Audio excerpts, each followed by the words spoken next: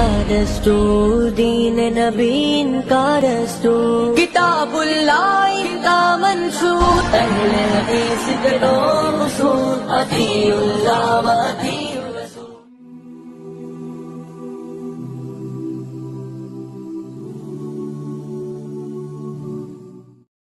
السلام علیکم ورحمۃ اللہ وبرکاتہ۔ الحمد للہ والصلاة والسلام علی رسول اللہ وعلی آلہ واصحابہ ومن والاه، اشہد ان لا الہ الا اللہ واشہد ان محمدا عبدہ ورسولہ، اما بعد۔ قابل احترام سامعین و سامعات، اربعین نوویہ کا مبارک سلسلہ لے کر پھر سے میں آپ کے سامنے حاضر ہوا ہوں۔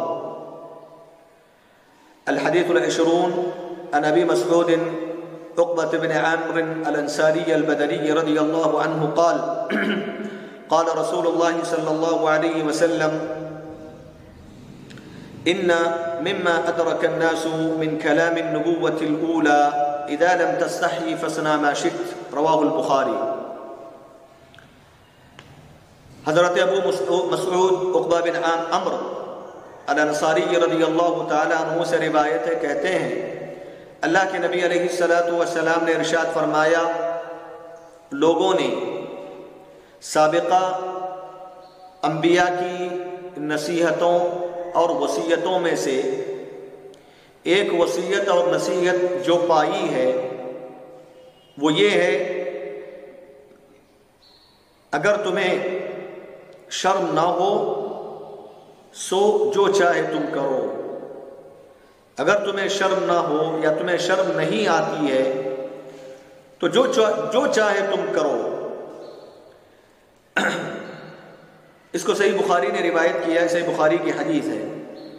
حضرات، اس حدیث کے راوی ہیں ابو مسعود البدری، جن کا نام عقبہ بن عمرو بن ثعلبہ ہے۔ آپ کا تعلق انصاری صحابہ میں ہوتا تھا۔ آپ کی کنیت ابو مسعود ہے، ابو مسعود البدری۔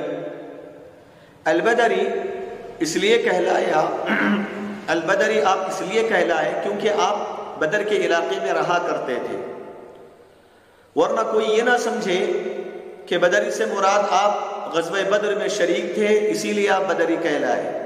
یہ صحیح نہیں ہے، ایسی بات نہیں ہے۔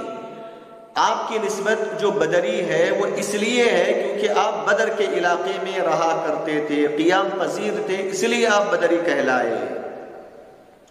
آپ کی وفات کے سلسلے میں اہل علم کا اختلاف ہے۔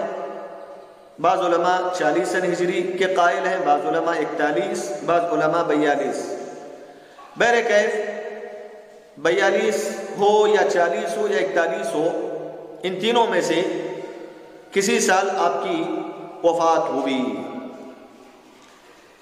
ان مما ادرک الناس من کلام النبوۃ الاولی، اس حدیث کے مقام اور مرتبے سے متعلق سلف صالحین کہا کرتے تھے، هذا الحدیث حدیث عظیم علیہ مدار الاسلام واصول الاخلاق بقول فصیح ووجیز يعد من جوامع الکلم علیہ السلام۔ کہا کرتے تھے کہ یہ حدیث بڑی عظیم حدیث ہے، جس حدیث پر اسلام کا دار و مدار قائم ہے، جس حدیث پر اخلاق کے اصول و بنیادوں کی بنیاد قائم ہے۔ بقول فصیح، بڑے فصیح قول کے ذریعے، بڑے مختصر کلام میں پیارے نبی علیہ السلام نے اخلاق کے اصول کو اس حدیث میں پیش کر دیا ہے۔ یہ حدیث پیارے نبی صلی اللہ علیہ وسلم کی جوامع الکلم میں شمار ہوتے ہیں۔ الفاظ مختصر ہیں لیکن معنی اور مطلب کے اعتبار سے یہ حدیث بڑی لمبی حدیث ہے، بڑی واضح اور بڑی عظیم حدیث ہے۔ حضرات، اس حدیث کی شرح سے متعلق آپ اپنے ذہن و دماغ میں یہ بات یاد رکھیں۔ پیارے نبی نے فرمایا، ان مما ادرک الناس من کلام النبوۃ الاولی، پیارے نبی صلی اللہ علیہ وسلم سے پہلے جتنے بھی انبیاء گزر چکے ہیں، سارے کے سارے انبیاء کی نصیحتوں، سارے کے سارے انبیاء کی وصیتوں میں یہ وصیت تھی، یہ نصیحت تھی، اذا لم تستحی فاصنع ما شئت، اور انبیاء کرام سے یہ نصیحت چلتی آئی، لوگوں میں عام ہو گئی، ہر زمانے کے لوگوں نے اس وصیت اور نصیحت کو اپنایا، لوگوں کے سامنے نقل کیا، واضح فرمایا۔ خود نبی کریم صلی اللہ علیہ وسلم نے بھی اس نصیحت کو لوگوں میں عام کیا، صحابہ کرام نے عام کیا۔ اس طرح یہ نصیحت و وصیت جس طرح سابقہ انبیاء کی وصیت کا حصہ رہا، ویسے ہی سارے کے سارے زمانوں میں لوگوں کی نصیحتوں و وصیتوں کا حصہ رہا ہے۔ اذا لم تستحی فاصنع ما شئت، اگر تمہیں شرم نہ ہو جو چاہے تم کر گزرو۔ حضرات اہل علم نے اذا لم تستحی فاصنع ما شئت کے بنیادی طور سے دو معنی ذکر کیے ہیں۔ پہلا معنی یہ ہے کہ حدیث کا مفہوم اس کے ظاہر پر موجود ہے، اس کا جو ظاہری معنی ہے وہی اس کا معنی ہے۔ یہ محدثین پہلا معنی بتاتے ہیں، شراح حدیث بتاتے ہیں، یعنی پہلا ظاہری جو معنی ہے وہی معنی ہے، اس کے علاوہ اور کوئی معنی نہیں ہے اس کا۔ ظاہری معنی کیا ہے؟ اذا لم تستحی فاصنع ما شئت، یعنی اے اللہ کے بندے، ایسا کوئی کام تم کرنا چاہتے ہو جو کام اللہ رب العالمین سے شرمانے والا کام نہیں ہے، لوگوں سے شرمانے والا کام نہیں ہے، یعنی جو تم کام کرنے جا رہے ہو وہ ایسا کوئی کام نہیں ہے کہ جو بری چیزوں پر ابھارنے والا ہو، خوارم المروہ پر ابھارنے والا ہو، مروت کو ختم کرنے والی چیزوں کی طرف لے جانے والا ہو، یا حرام کردہ چیزوں کی طرف لے جانے والا، یا واجبات سے روکنے والا۔ ایسی کوئی شرم نہیں ہے، جائز درجے کی شرم ہے، سمجھ رہے؟ جائز درجے کی شرم ہے، یعنی ایسا کوئی کام تم کرنے نہیں جا رہے ہو جس کام کو اللہ سے شرمانا چاہیے، لوگوں سے شرمانا چاہیے، ایسا کوئی کام نہیں، جائز کام ہے۔ اذا لم تستحی تو پھر فاصنع ما شئت، جو چاہے تم کرو، کوئی پکڑ نہیں ہے تم پہ، کوئی حرج کی بات نہیں ہے۔ یہ پہلا معنی ہے اذا لم تستحی فاصنع ما شئت۔ دوسرا معنی اہل علم جو بتاتے ہیں وہ یہ کہ اللہ کے نبی صلی اللہ علیہ وسلم نے اس حدیث میں جو بات بتائی ہے وہ حقیقت میں ظاہری معنی مراد نہیں ہے، بلکہ اور اس کی کوئی حقیقت ہے جو اللہ کے نبی علیہ السلام امت کو بتانا چاہتے ہیں۔ وہ کیا ہے؟ اس کے دو مفہوم علماء کرام نے بتائے۔ سب سے پہلا مطلب یہ بتایا فاصنع ما شئت، اس میں جو حکم دیا گیا یہ حکم تہدید کے لیے، ڈرانے کے لیے، وعید کے طور پر پیارے نبی نے فرمایا۔ یعنی اس کا مطلب یہ ہے کہ اگر تمہارے پاس ایسی کوئی شرم نہیں ہے، ایسی کوئی حیا نہیں ہے جو حیا تمہیں حرام کردہ چیزوں سے روک دے،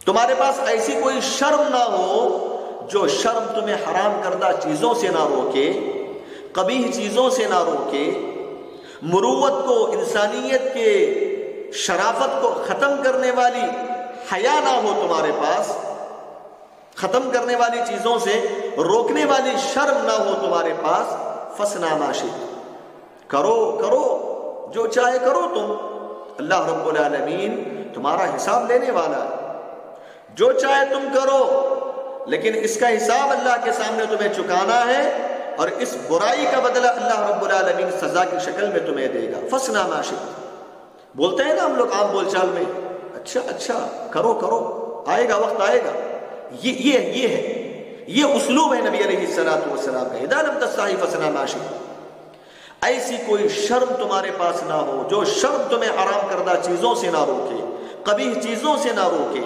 خوارم المروہ سے نہ روکے، کرو، وقت آئے گا تمہیں اس کی سزا بھگتنا ہوگا۔ فاصنع ما شئت، تو اللہ کے نبی صلی اللہ علیہ وسلم نے یہ جو حکم دیا یہ تہدید کے طور پر، ڈرانے کے لیے۔ دوسرا معنی علماء کرام جو بتاتے ہیں وہ یہ ہے، یہاں اللہ کے نبی نے کہا نا فاصنع بما شئت، امر، یہاں امر خبر کے معنی میں ہے، خبر دے رہے اللہ کے نبی صلی اللہ علیہ وسلم۔ اس حدیث میں خبر دینا مقصد ہے لوگوں کے سلسلے میں۔ کیا خبر دینا مقصد ہے؟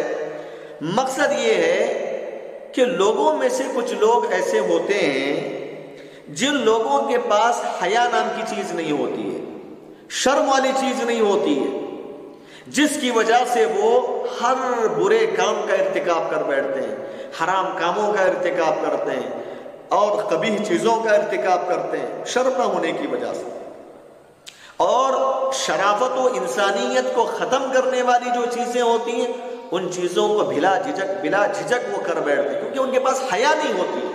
ایسے لوگ ہوتے ہیں۔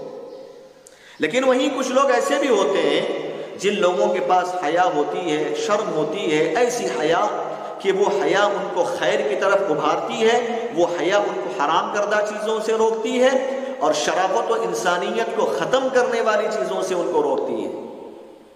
یہ اللہ کے نبی صلی اللہ علیہ وسلم نے اس حدیث میں خبر دینا چاہتے ہیں کہ لوگوں کا معاملہ ایسا ہوتا ہے کہ کچھ لوگ بے شرم ہوتے ہیں، سب کچھ کرنے کے لیے تیار ہو جاتے ہیں، کچھ لوگ شرم والے ہوتے ہیں جو بھلائی کے کام کرتے ہیں اور برائیوں سے رکتے ہیں اور شرافت کو ختم کرنے والی چیزوں سے اپنے آپ کو بچاتے ہیں۔ لوگوں کی حالتوں کی خبر اللہ کے نبی علیہ السلام کا دینا اس حدیث میں مقصود ہے۔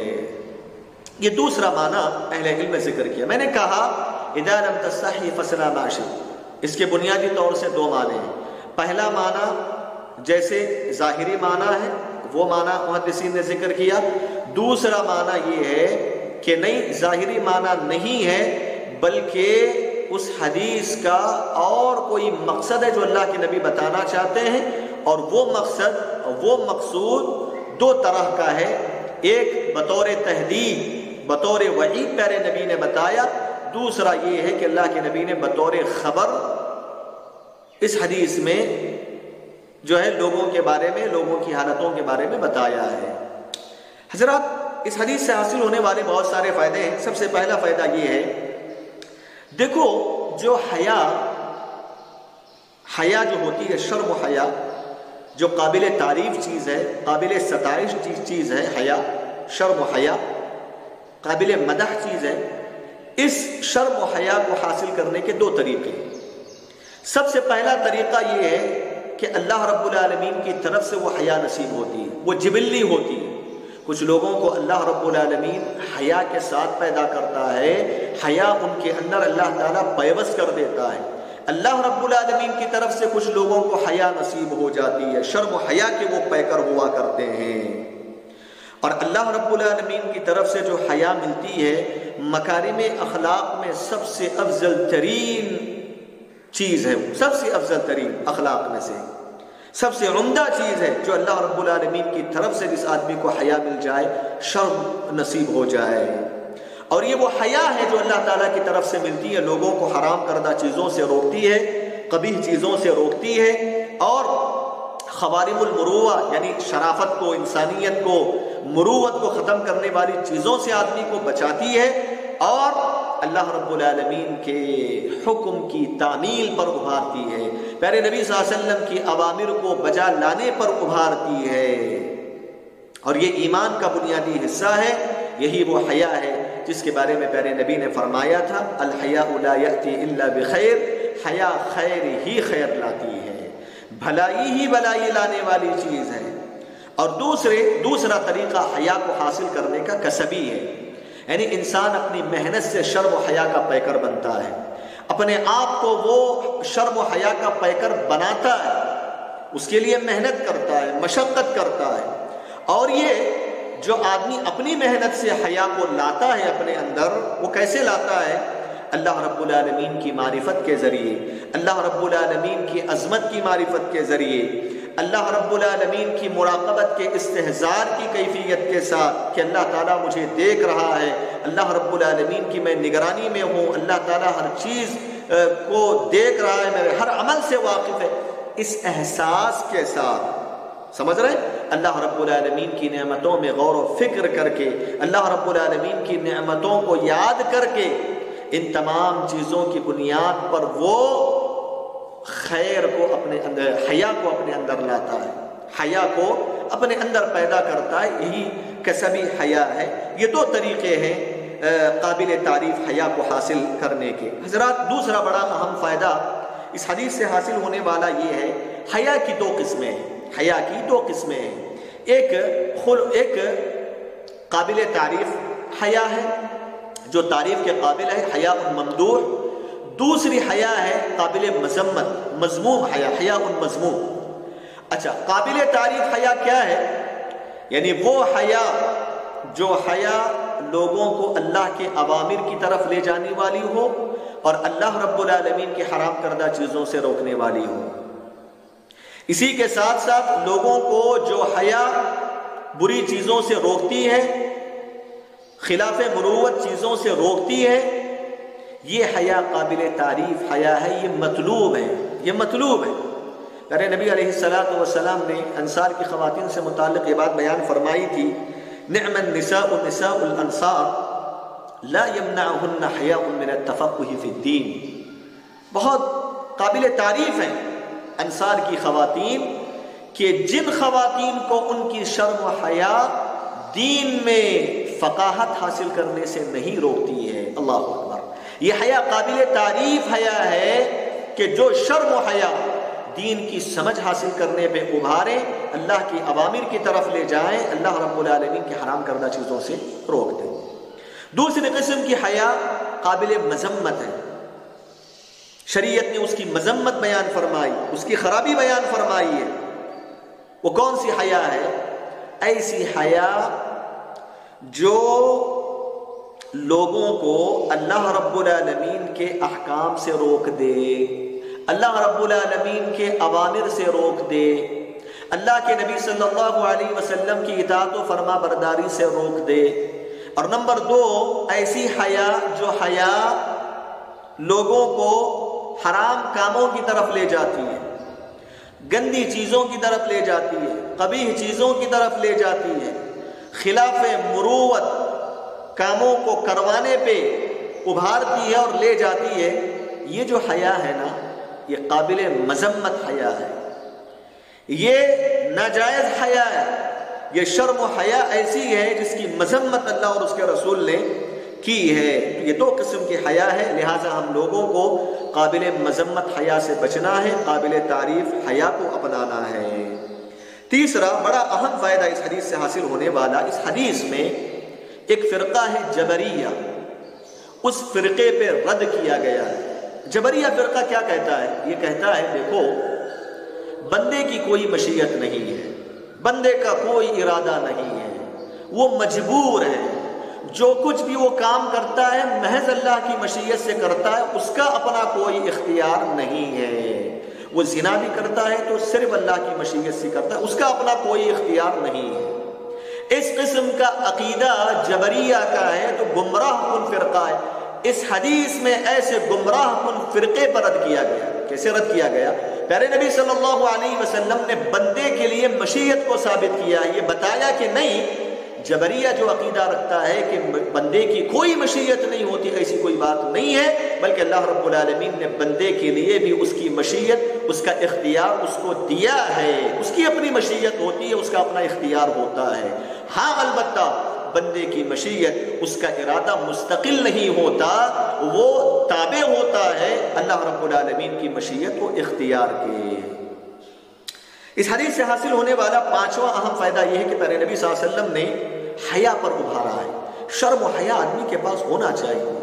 آج جو بھی گناہ آدمی کرتا ہے، جو بھی خرابی کرتا ہے، جو بھی خلاف مروت کام کرتا ہے، گالیاں دیتا ہے، فلاں کرتا ہے، جو بھی خلاف مروت کام ایک آدمی سے ہو رہا ہے، وہ سب کا سب حیا نہ ہونے کا نتیجہ. اسی لیے پیارے نبی نے کہا کہ شرم کرو، حیا کو اپناؤ. والحیاء شعبۃ من الایمان، شرم و حیا ایمان کا بنیادی حصہ ہے. چھٹا فائدہ اس حدیث سے حاصل ہونے والا یہ ہے، جس آدمی کے پاس شرم و حیا نہ ہو وہ ہر برائی کر بیٹھتا ہے، ہر برائی کی طرف جائے گا، ہر برائی اس کے لیے آسان ہو جائے گی. جس آدمی کے پاس شرم و حیا نہ ہو، ہر بدترین سی بدترین چیز کا وہ ارتکاب کر بیٹھتا ہے. حضرات، اس حدیث سے اہل علم نے ایک اہم قاعدہ استنباط کیا ہے. اہل علم کہتے ہیں کل خیر اصلہ الحیا وکل شر اصلہ ذہاب الحیا، ہر خیر و بھلائی کی جڑ حیا ہے، شرم ہے، ہر خیر و بھلائی کی جڑ ہے یہ، اور وہی ہر برائی کی جڑ، ہر برے کاموں کی جڑ، ہر شر کی جڑ اور اصل حیا کا ختم ہو جانا ہے۔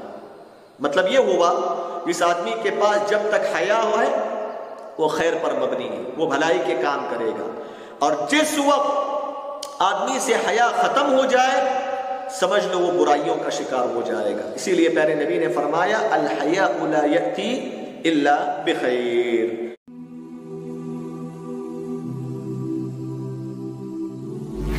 نبی کا دستور، دین نبی کا دستور، کتاب اللہ کا منشور، اہل حدیث کے دو اصول، اطیعوا اللہ و اطیعوا الرسول۔